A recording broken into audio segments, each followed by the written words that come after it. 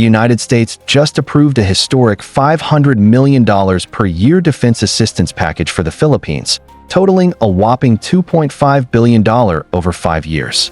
But what exactly does this mean for the armed forces of the Philippines? Will we finally see Phalanx CIWS, Harpoon missiles, or even firing vertical launch systems on our Navy ships? And how will the Philippine Air Force's FA-50PH fighter jets evolve under this plan? Let's break it down. This U.S. grant, formally approved by the U.S. Congress, is part of the U.S.-Philippines Security Sector Assistance Roadmap, a blueprint designed to improve the capabilities of the Philippine military. Unlike loans, this is a military financing grant, meaning it's free aid, and the Philippines doesn't need to pay it. However, there's one catch. It can only be used to buy U.S.-made defense systems and services. That means platforms, upgrades, or weapons must come from American defense contractors. Let's talk about the Philippine Navy. According to Defense Secretary Gilberto Teodoro, the aid will primarily fund upgrades for existing platforms, many of which are only partially equipped. Rizal-class frigates, originally built with fitted for but not with systems. Expect upgrades like Mk-56 or Mk-48 vertical launch systems, close-in weapon system, L3 Harris towed array sonar, and potential integration of Harpoon anti-ship missiles.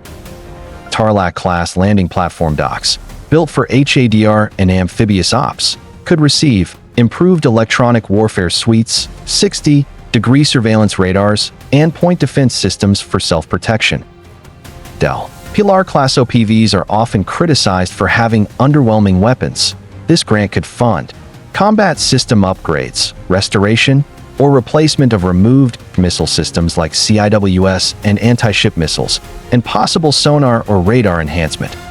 Miguel Malvar-class frigates and Raja Soliman-class OPVs potential upgrades include towed array sonar, electronic warfare upgrades, and additional light missile or gun systems. The Philippine Air Force is also in line for major upgrades, particularly its 11 FA-50PH Fighting Eagle jets. With this funding, we could see FA-50 Block 10 or even Block 20 upgrades, with targeting pod integration, precision-guided munitions upgraded, cockpit displays and radar systems, and extended-range fuel tanks, and more lethal weapon packages. This will significantly improve the strike capability and interoperability of the PAF with U.S. and allied forces.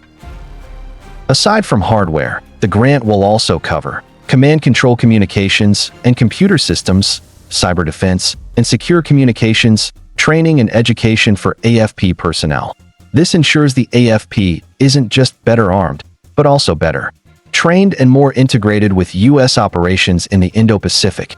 Could we see more advanced U.S. systems like M142 HIMARS, Aegis fire control systems, or even drones or surveillance aircraft transferred to the PAF? That depends on how the Philippines prioritizes its requests under this fund.